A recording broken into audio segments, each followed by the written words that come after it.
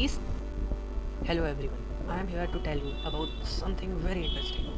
You guys are well aware about the two segments of internet. First one, the surface web and the deep web. First example of surface web is Google, Yahoo search, where you can easily or freely access everything. And the second one, this deep web, this include the password things. And for example, like you are using Netflix, Facebook. Let me show you the deep web parts. These deep web consist of two parts, mainly two parts. That's first part, that is of the surface part, which is freely accessible for all. This contains general information about that particular website or what that particular website is of.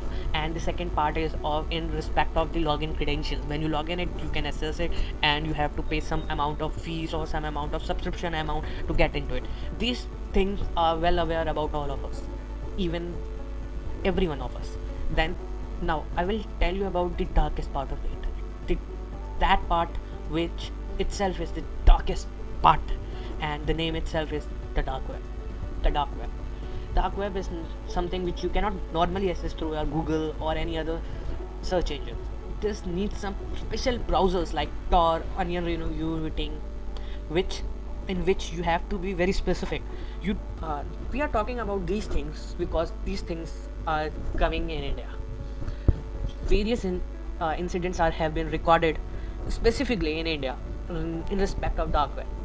There's one news also in that respect. There's one Financial Express report dated 3rd of Feb 2024, 1 year back, where it was reported that the district New in Haryana, where 24,000 reports of cybercrime has been reported, and in which there are highly possibility that these persons are indulged in these dark web stuffs.